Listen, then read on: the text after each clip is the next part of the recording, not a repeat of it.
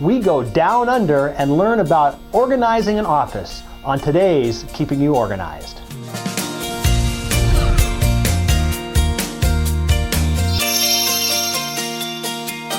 Well, today on Keeping You Organized, we are going all the way down under to Brisbane, Australia, and we are going to visit with Roz Howland from productivityprofessional.com. I got that right, didn't I? Yes, you did, John. It's great to be here. Thank you. Good. And, I wish I'd like to do my best Crocodile Dundee accent, but it would kind of ruin the show, so we'll leave that for another day. But we're going to talk about office productivity today, and we want to talk about how we, and actually not how we, because I'm not the one doing it, how you go in and approach helping an office getting organized. So let's just kind of deconstruct that whole thing, because it's more than just getting rid of the clutter, as I understand. Let's talk about the process of working with an office and how you would go in and help them get organized. Absolutely. Well, it's such a great topic because everybody can benefit from being better organised. It helps us be productive. But when you work in workplaces, the power of everybody working together can just make it so much more powerful. And we know we want to be in a productive environment in our workplaces. So what I do is I train people, give people the skills to deal with the clutter. Now, when we talk clutter in a workplace, John, we're looking not only electronic clutter, but also hard copy clutter. You know those workplaces you go into and there's a room out the back or just beyond reception that they think you can't see, and there's a whole bunch of things just sitting there and all piled up. So I work with people to get rid of that sort of clutter in the workplace. How did you get kind of started in the professional organizing business to begin with? Maybe we can kind of step back a little bit and give us a little background on how you got started. Sure. Well, it's really interesting because, of course, in Australia, I didn't even know this industry existed at all. And I've been looking for something to do for about a year to marry up my skills of being a trainer with my, I guess, passion for structure. And when I say passion for structure, what had led me to that is that I'd lived in a few different places around the world, and I'd worked in different countries for extended periods. And one thing I noticed that is when individuals as well as communities had some sort of structure, they were somehow more secure and more effective.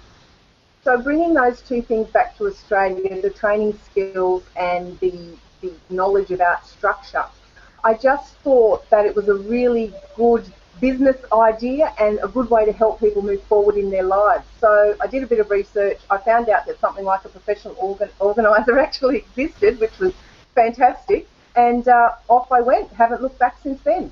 That was about 7 years ago. Awesome. So now you not only do professional organizing, you work with other organizers as well. Is that what I understand? I don't work so much with them, but I do collaborate on projects from time to time. I do talk to other organisers around the globe, and I've visited them from time to time. And I've been fairly involved in my industry body here, APO, Australasian Association of Professional Organisers. I have been the president of APO, and I like to keep involved in a few projects here and there just because of my love of the industry. Okay, great.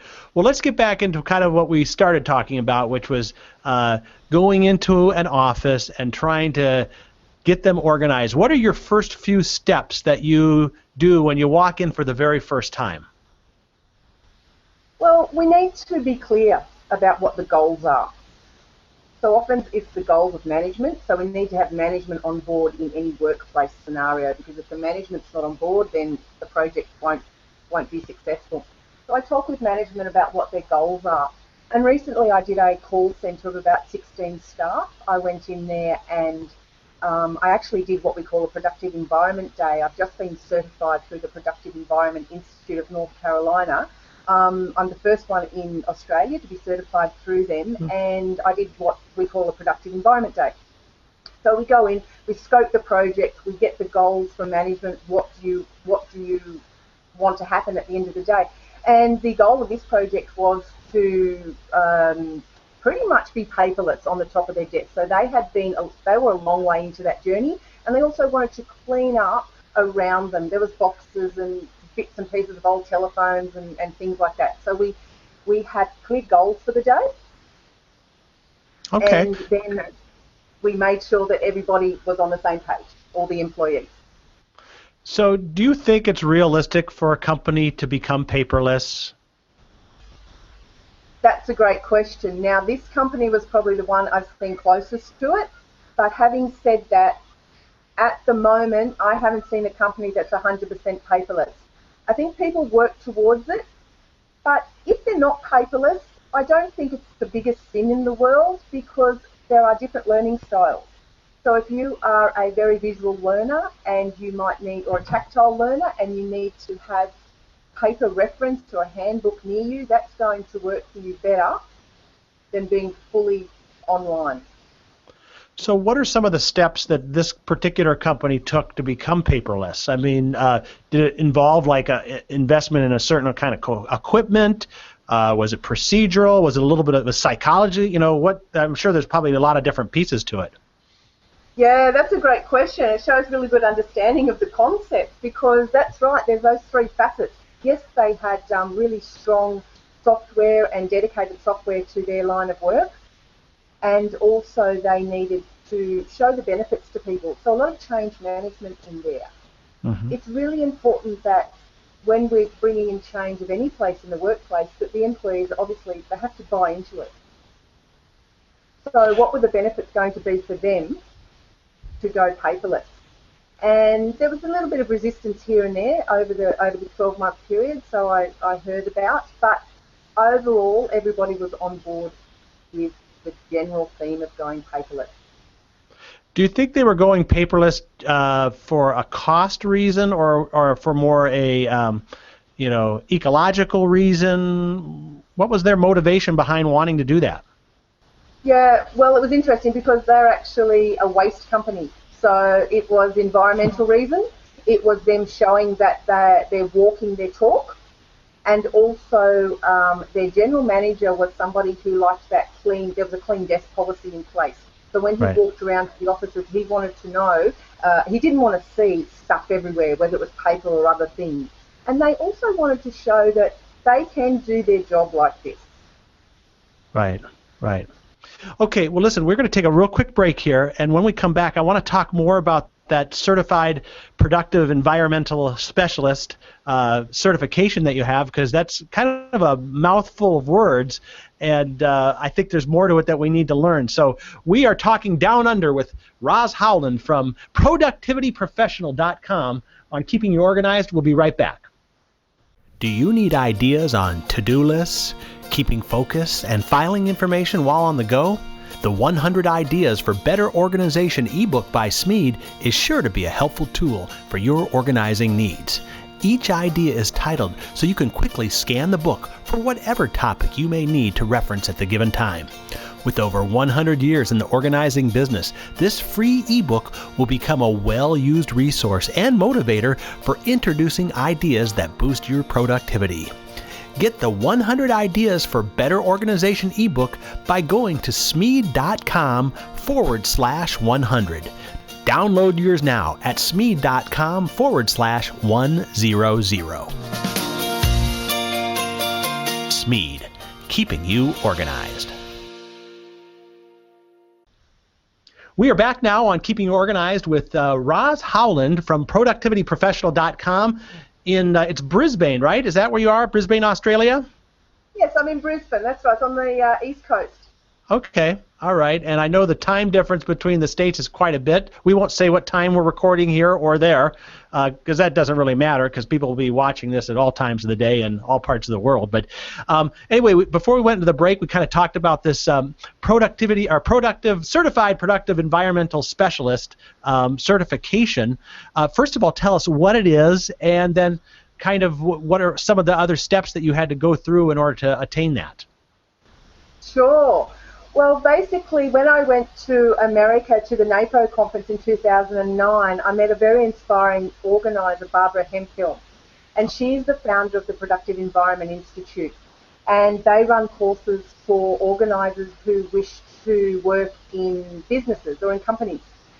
And so at the beginning of this year, I signed up to do that course. and I have now finished the course, and it was great because you're supported in all levels. So you have projects that you go out and do with real clients, and then you've got theory, and you've got various things. There's a whole different, there's lots of different layers to the studying. And I'm very proud to say that I got the certification, which is great, and which means I'm now able to go out and provide these productive environment days to companies. And that was the type of work I was doing before in my business. But what this has done is just given me a bit more structure, more language, and it's packaged. So now it's packaged so I can easily sell the benefits to companies. And there's other things like the 8-Hour Miracle and a bunch of other services which Barbara has packaged and put together. And you can see more about those at the Productive Environment Institute. Right. So are there certain kinds of companies that you would work with that this really matches up well? I mean, certain kinds? Sure. Some of the criteria is that obviously they have to be in business probably, for at least 5 years, because they need time to have built up this clutter and record.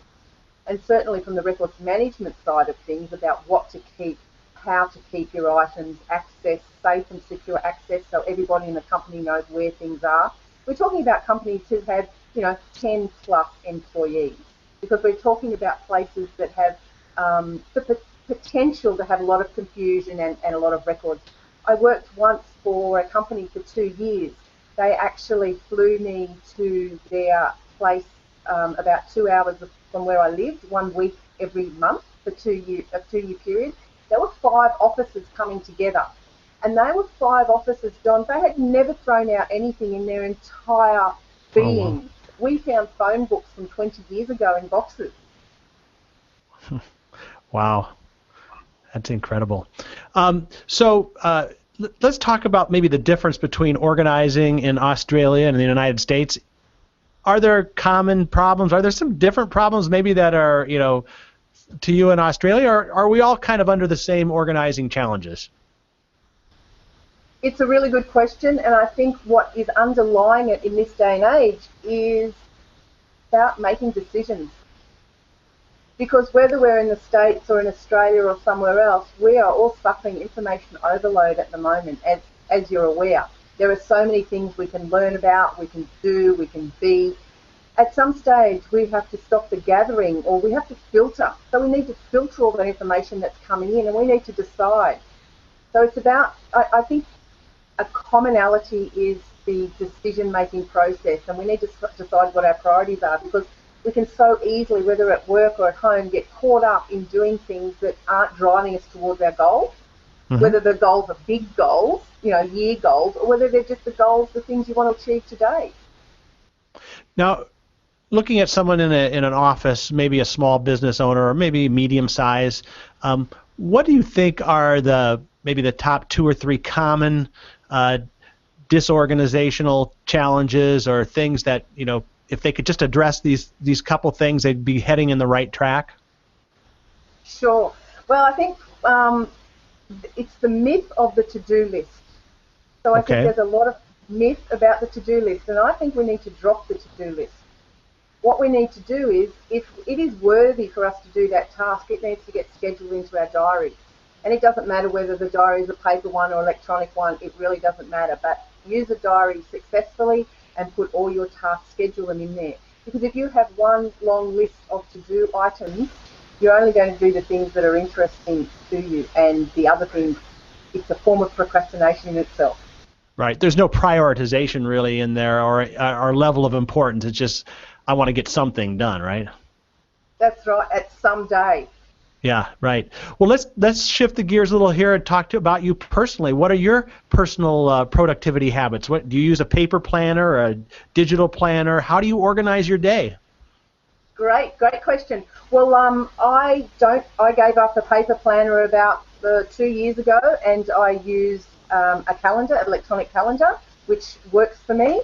I put things in time slots, but what I do is I'm very flexible with that. So I need a lot of buffers between things. So I might be doing a job that requires a lot of concentration. I'll know that I need a 20-minute buffer between that and the next job. So I make sure I schedule those in as well. So a bit of flexibility there. The other top tip that really gets me by, John, is using a timer. So I know that I can concentrate for probably up to about 35 to 40 minutes seriously when I'm trying to produce something.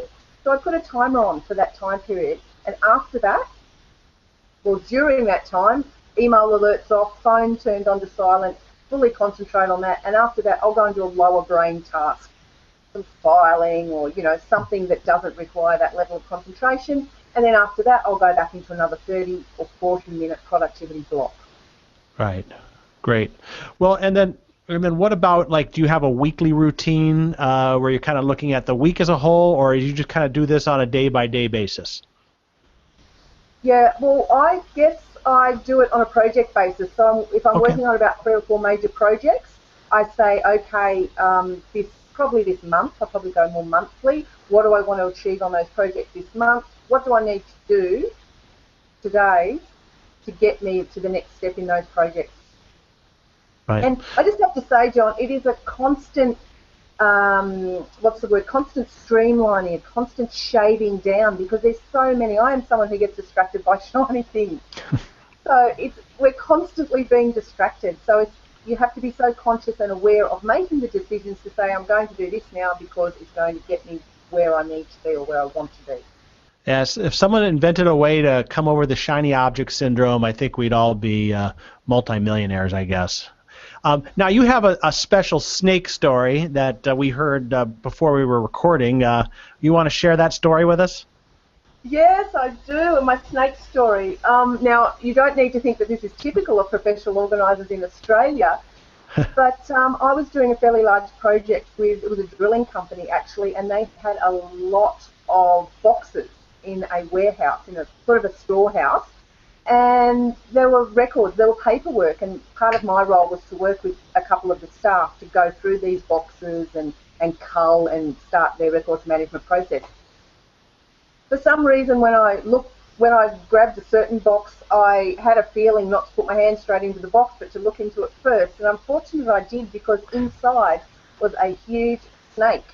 Hey, a bad one? Well, fortunately, it was a carpet python, so they're not dangerous. But I tell you, it gave me a fright. Yes. Oh, I understand. That's great. Well, listen, our time is out for this time, and hopefully we can get you back on in another episode and talk some more interesting stories down under. Now, earlier I mentioned your website, which is productivityprofessional.com, but we have to also put the .au at the end of that as well. Is that correct? That is correct, yes. And that's the best way for people. And do you do some virtual organizing services at all? So if someone from the States wanted to call you or connect with you, that's something they could do? Absolutely. The Productive Environment Days I can do virtually. So people connect with me on my website, but also through Facebook, Productivity Professional.